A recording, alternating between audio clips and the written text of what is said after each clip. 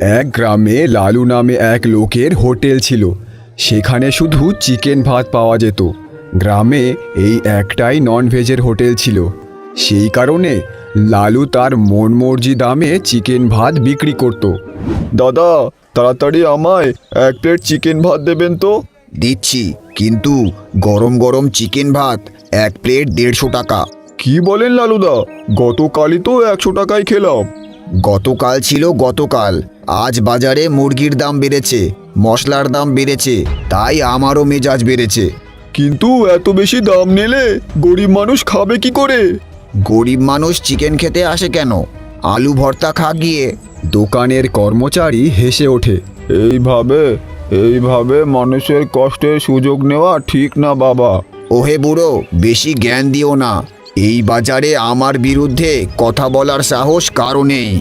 ঠিক তখনই হাতে কোদাল নিয়ে সুরেশ হোটেলের সামনে দিয়ে যাচ্ছিল। লালুদা, একটু কম দাম নিলেই তো মানুষ খুশি হয়। ওই যে এসেছে গ্রামের মহান সাধু। কিরে সুরেশ, তুই জমিতে চাষবাস করিস আর তুই আমাকে ব্যবসা শেখাবি? আমি শুধু বললাম, মানুষের সাথে ভালো ব্যবহার করলে সম্মান পাওয়া যায়। সম্মান দিয়ে ভাত রান্না হয় না, টাকা লাগে, টাকা। আর শোন, এই বাজারে আমার কথাই শেষ কথা। এইদিকে এক যুবক সেই বাজারে আসে। ছেলেটা এই গ্রামে নতুন ছিল। বাজারটা তো বেশ জমজমাট, কিন্তু লোকটার অহংকার আকাশ ছুঁয়েছে মনে হচ্ছে। সে দোকানের সামনে গিয়ে দাঁড়ায়। এক প্লেট চিকেন ভাত দিন তো। 150 টাকা আগে দেন। খাবার খেয়ে টাকা পরে দিলে সমস্যা? এখানে লালুর নিয়ম চলে, আগে টাকা পরে খাবার। বিজয় পকেট থেকে টাকা বের করে দেয়। ঠিক আছে, তবে একটা কথা বলি, যে ব্যবসা শুধু ভয় দেখিয়ে চলে সেটা বেশি দিন টেকে না। চারপাশের মানুষ অবাক হয়ে তাকায়। তুমি নতুন এসেছো তাই বেশি কথা বলছো। এই বাজারে আমার সাথে লাগতে এলে মানুষ টিকতে পারে না। দেখা যাবে। লালু রাগে ফুঁসতে থাকে। লোভ আর অহংকারে অন্ধ হয়ে গিয়েছে লালু। কিন্তু সে জানতো না এই বাজারেই এমন একজনের আগমন হয়েছে যে তার অন্যায়ের সাম্রাজ্য কাঁপিয়ে দেবে। হে ভগবান, আমি কোথায় যাই, কি করি? আমার কাছে যা টাকা ছিল সব শেষ হয়ে গেছে। এখন 1 টাকাও নেই আমার কাছে। আর তার ওপর আমার খুব খিদে পাচ্ছে। 2 দিন হলো কিছু খাইনি। আমি কি করে জানবো যে আমায় একদিন এই দিনও দেখতে হবে? বিজয় হাঁটতে হাঁটতে গ্রামের ক্ষেতের পাশ দিয়ে যাচ্ছিল। পাশে জমিতে একটা ছেলে কাজ করছিল। দাদা, বলছি, আপনি আমায় কিছু খেতে দিতে পারেন? 2 দিন কিছু খাইনি, খুব খিদে পেয়েছে। আরে ভাই, তোমারে দেখে মনে হচ্ছে তুমি খুব ক্লান্ত। আসো আসো, পাশের গাছের নিচে বসি। তারপর দুজন পাশে গাছের নিচে বসে। কাজ করছিল যে সে ছিল সুরেশ। সুরেশ সরল মনের মানুষ ছিল। দেখো ভাই, আমার কাছে সাইডে রুটি আছে, আর সাথে মা লঙ্কার চাটনি দিয়েছে। তোমার যদি সমস্যা না থাকে আমরা 2 জন এটা ভাগ করে খাইতে পারি। বিজয় খাবার দেখে খুশি হয়ে যায়। আরে দাদা, যাই হোক, আমার খুব খিদে পেয়েছে, দাও তাড়াতাড়ি আমায়। তারপর দুজন রুটি আর লঙ্কার চাটনি খেতে শুরু করে। ওরা দুজনেই খুব ক্ষুধার্ত ছিল, তাই খুব তাড়াতাড়ি রুটিগুলো শেষ করে ফেলে। তুমি তো এই গ্রামের না, কোথা থেকে আইছো? আর তোমার নাম কি? বিজয় নাম আমার, আর এখনকার মতো আমার কেউ নেই। আর তোমার অনেক অনেক ধন্যবাদ আমাকে খাবার খাওয়ানোর জন্য। তাইলে তুমি কোথায় থাকতেছো? বিজয় কিছু না ভেবেই সোজা বলে, এখন তো আমার কাছে না থাকার জায়গা আছে না খাবার জায়গা আছে। যদি তুমি তোমার সাথে থাকতে দাও তাহলে অনেক সাহায্য হয়। আমি তো একজন গরিব কৃষক। তোমার সমস্যা না থাকলে তুমি আমার ছোট্ট ঘরে থাকতে পারো, কিন্তু হ্যাঁ, খাবারের জন্য তোমার এই কিছু করতে হবে। দুজনে এই সব কথা বলে সুরেশের বাড়ি চলে যায়। সুরেশ তার মায়ের সাথে থাকতো। সুরেশদেরকে দেখে সুরেশের মা বলে, তোমার সাথে এটা কে? কোথা থেকে নিয়ে আসলে একে? মা, ও বিজয়। ও খুব ক্ষুধার্ত ছিল। আমার টিফিনটা আমি আর ও ভাগ করে খাইছি। ওর কোনো থাকার জায়গা নাই, তাই আমি ওরে আমাদের বাড়িতে নিয়ে আসলাম। এটা তো ঠিক আছে বাবা, কিন্তু আমাদের কাছে আমাদেরই খাবারের টাকা নেই। আমরা অন্য কাউকে কি করে খাওয়াবো? মা, একজন অতিথি আইছে, তার সামনে এইরম বইল না। বিজয় তাদের কথা শুনে বুঝতে পারে যে তাদের পরিস্থিতি খুব খারাপ ছিল। মা, আমরা বাজারের দিকে ঘুরে আসি। তারপর সুরেশ আর বিজয় বাইরে বেরিয়ে যায়। সুরেশ ভাই, তোমার মা এরকম কেন বলছিল? যদি তোমার টাকার এতই সমস্যা, তাহলে তুমি চাষবাস কেন করছো? ভাই, কি বলবো আর, এক সময় আমার মায়ের খুব শরীর খারাপ হয়েছিল, যার জন্য আমি গ্রামের প্রধানের কাছ থেকে কিছু টাকা ধার নিছিলাম। তারপর আমি ওই টাকা শোধ করতে পারি নাই, তাই আমি ওনার খেতে কাজ করতেছি। যা ধার ছিল সব কাজ কইরে শোধ করব। সুরেশের কথা শুনে বিজয় সব কিছু বুঝে যায়। আরে, তাহলে তুমি কিছু ব্যবসা করো না কেন? এত লোক ছোট ছোট ব্যবসা করছে, তোমার চাষবাস থেকে ভালো কামাই হবে ব্যবসাতে। আমার কাছে এত টাকা নাই, যা টাকা কামাই করি তার বেশিরভাগটাই প্রধান নিয়ে নেয়, আর যা টাকা বাইসে থাকে সেই দিয়ে আমার আর আমার মায়ের কোনো রকমে পেটটা চলে। তারপর দুজনে গ্রামে ঘুরতে থাকে। তারা বাজারে যায়। বাজারে অনেক খাবারের দোকান ছিল, কিন্তু সব থেকে বেশি ভিড় লালুর হোটেলেই ছিল, কেননা লালু একাই চিকেন কারি বিক্রি করত। আরে সুরেশ, এত খাবারের দোকান দেখলাম, কোথাও এত ভিড় ছিল না, ওইখানে এত ভিড় কেন? ওখানে কি বেচছে যার জন্য এত ভিড়? এটা তো লালুর হোটেল। লালু আমাদের গ্রামের খুব অহংকারী এক লোক, ও একাই চিকেন ভাত বিক্রি করে, এই জন্যই লোকেদের ভিড় সব সময় থাকে ওর হোটেলে। আরে, গ্রামবাসীদের চিকেন যখন এতই ভালো লাগে, তাহলে অন্য কেউ চিকেনের হোটেল কেন খুলছে না? কি কইরে খুলবে? ওই যে লালু, ও শয়তান লোক। যদি কেউ সাহস কইরে চিকেন বা মটনের হোটেল খোলে, তাইলে ও কিছু না কিছু কইরে সেটা বন্ধ কইরেই দেয়। দুজনে এই রকম কথা বলে সেখান থেকে চলে যায়। তারপর তারা বাড়ি ফিরে আসে। রাতে যখন তারা খাবার খাচ্ছিল, শোন বাবা, মাস হতে চললো, কাল কিছু টাকা প্রধানের কাছ থেকে নিয়ে আসিস। ঠিক আছে মা, আর কিছু টাকা চেয়ে নেব ওনার থেকে। সুরেশ, তোমার যদি কোনো অসুবিধে না থাকে, আমি কি কালকে তোমার সাথে প্রধানের বাড়ি যেতে পারি? ঠিক আছে ভাই, কাল তুমি আমার সাথে প্রধানের বাড়ি যেও। তারপর সুরেশ আর বিজয় শুয়ে পড়ে। পরদিন সকাল, লালুর দোকানে ভিড় ছিল, লোকেরা মজা নিয়ে চিকেন কারি খাচ্ছে। দাদা, চিকেন ভাত খাওয়ার পর যদি চাটনি পাঁপড় থাকতো, তাহলে ব্যাপারটা পুরো জমে যেত। এ কি, এটা বাড়ি পেয়েছেন নাকি? একে তো 150 টাকায় চিকেন ভাত খাওয়াচ্ছি, তার উপর চাটনি পাঁপড় চাইছেন? এইদিকে সুরেশ আর বিজয় প্রধানের বাড়ি রওনা করেছে। এসো এসো সুরেশ, কি ব্যাপার? ক্ষেতের সব কাজ ঠিকঠাক হচ্ছে তো? হ্যাঁ প্রধান মশাই, কাজ ঠিকঠাক চলতেছে। আমি বলতে আসলাম যে এই মাসে কিছু টাকা যদি পাওয়া যেত। একে তো তুমি আমার থেকে টাকা ধার নিয়ে রেখেছো, আর তুমি যা কাজ করো তাতে তো আমার টাকা শোধ হবে না, আর তুমি আরও টাকা চাইছো। প্রধান মশাই, আমি তো আপনার এখানেই কাজ করি, আপনি যা টাকা দেন ওই টাকাই। আমি এর থেকে বেশি টাকা আর কোথায় পাবো যে আপনার টাকা শোধ করব? যত টাকা তুমি কাজ করে কমিয়েছিলে, সুদের ওপর সুদ লেগে আবার সেই টাকা বেড়ে গেছে। আমার মনে হয় না তুমি কখনো তোমার টাকা শোধ করতে পারবে। পরিষ্কার বলছি, শোনো সুরেশ, যদি তুমি 1 মাসের মধ্যে ধারের সব টাকা শোধ না করো, তাহলে আমি তোমার বাড়ি জমি সব নিয়ে নেব। প্রধান মশাই, আমায় ক্ষমা করুন, আমি এত তাড়াতাড়ি আপনার টাকা কি কইরে শোধ করব? আমারে আর একটু সময় দিন। অনেক সময় তোমায় দিয়েছি, আর না, 1 মাস আছে, তুমি যা করার করতে পারো, কিন্তু আমার 1 মাসের মধ্যে 30,000 টাকা লাগবেই। তারপর সুরেশ সেখান থেকে উদাস হয়ে চলে আসে। ভাই, তুমি ভেঙে পড়ো না, সব ঠিক হয়ে যাবে। কি কইরে ঠিক হবে ভাই? আমি এত টাকা কোথা থেকে আনবো? আমার তো চাষ করেই সময় চলে যায়। চাষ করে তুমি এত টাকা কামাতে পারবে না, আমাদের অন্য কিছু করতে হবে।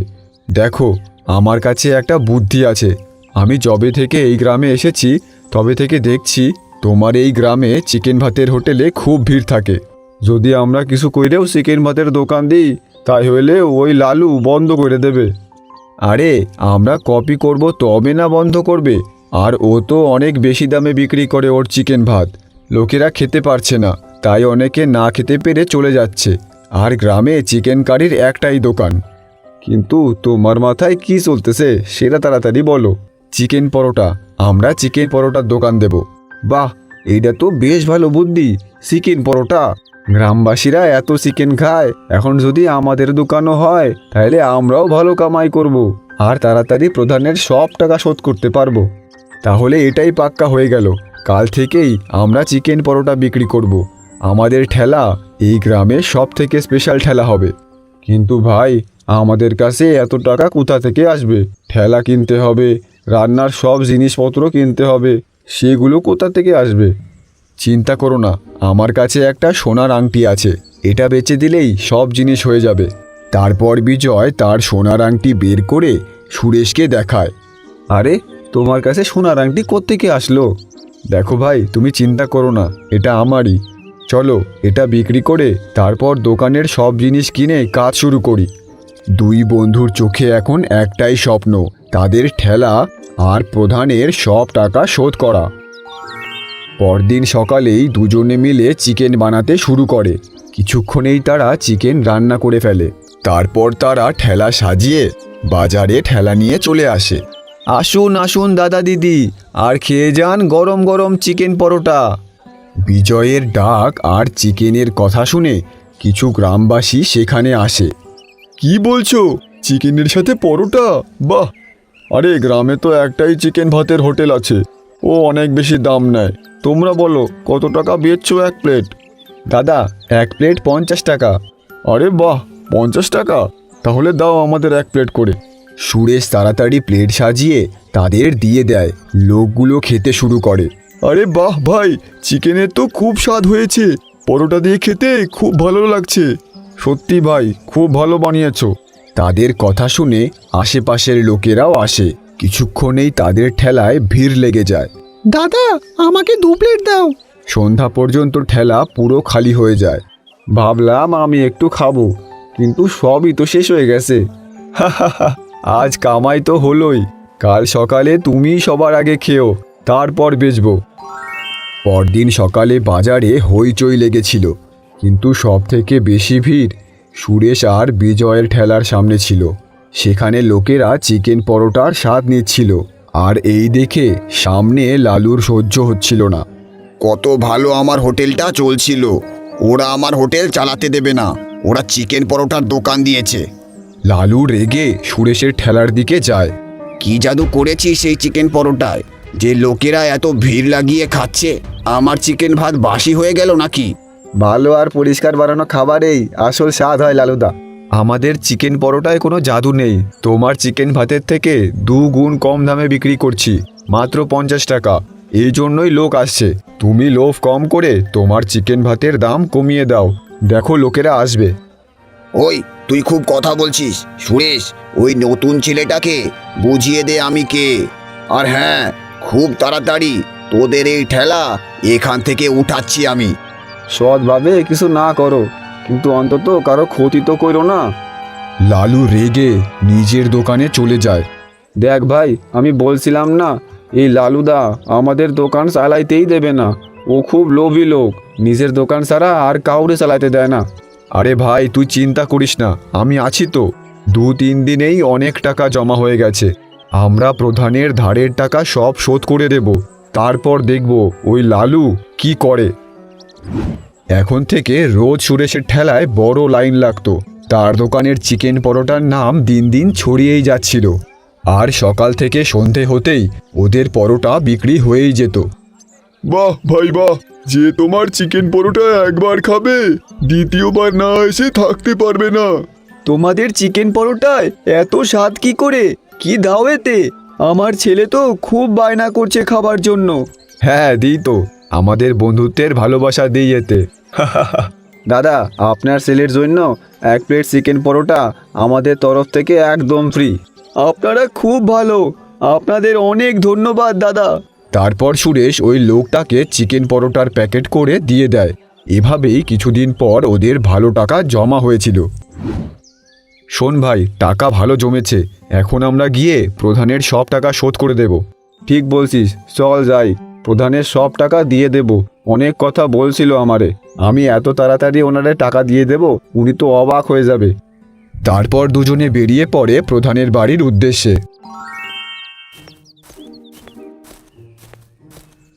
এসো সুরেশ আর বিজয়, তোমাদের দুজনের চিকেন পরোটার ব্যাপারে অনেক শুনেছি, পুরো গ্রামে খুব চর্চা হচ্ছে।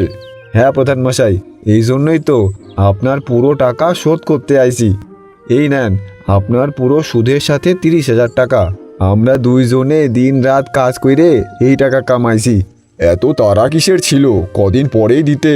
আর চিকেন পরোটায় এত লাভ হচ্ছে। ওনার কথা শুনে বিজয় মনে মনে ভাবে, টাকা দেখে সব লোকেরই মন বদলে যায়। ওই দিন কত রেগে কথা বলছিল উনি। বিজয় আর সুরেশ আজ খুব খুশি ছিল, কেননা ওরা তাদের পরিশ্রমে প্রধানের সব টাকা আজ শোধ করে দিয়েছিল। দুজনে কথা বলতে বলতে তাদের বাড়ির দিকে যাচ্ছিল। তখনই রাস্তার পাশের মিষ্টির দোকান থেকে মনোজ নামে এক ময়রা কাকা তাদের ডাকে। বলো বাবা সুরেশ, তোমার ঠেলায় ভালো বিক্রিবাট্টা হচ্ছে তো? হ্যাঁ কাকা, আপনাদের আশীর্বাদে ভালোই চলতেছে।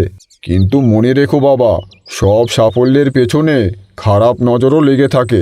কাকা আপনি কি বলতে চান?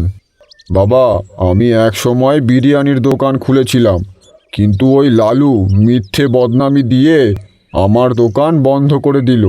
এই জন্য বলছি একটু সাবধানে, নিজের খেয়াল রেখো। তারপর দুজনেই বাড়ি চলে যায়। দেখো চোখে চোখে সর্ষে ফুল, করুক মাথা ঝিম ঝিম। আর সেদিন রাতেই লালু বুদ্ধি আটছিল। এই বটু শোন, সব সময় নেশায় থাকিস। আজকে আমি তোকে একটা কাজ বলছি, কাজটা ভালো করে করতে হবে কিন্তু, বুঝেছিস? আরে মাতাল, ভালো করে শোন। ওই যে সুরেশ আছে না, ওর ঠেলা ওখান থেকে গায়েব করে দে, বুঝলি? তারপর তুই যা চাবি তাই দেব। আরে চিন্তা করো না কালুদা, এমন জায়গায় সরিয়ে দেব যে কেউ খুঁজেই পাবে না। আপনি শুধু একটা বোতল রেডি রাখবেন।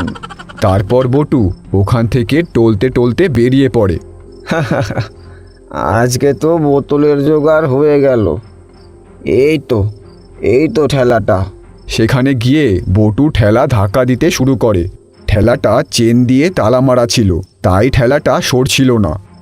আজ এই ঠেলাটা এত দূরে ফেলে আসবো যে কালুদা আমায় রোজ একটা করে বোতল দেবে। পরদিন বটু লালুর দোকানের সামনে ঘুমিয়েছিল।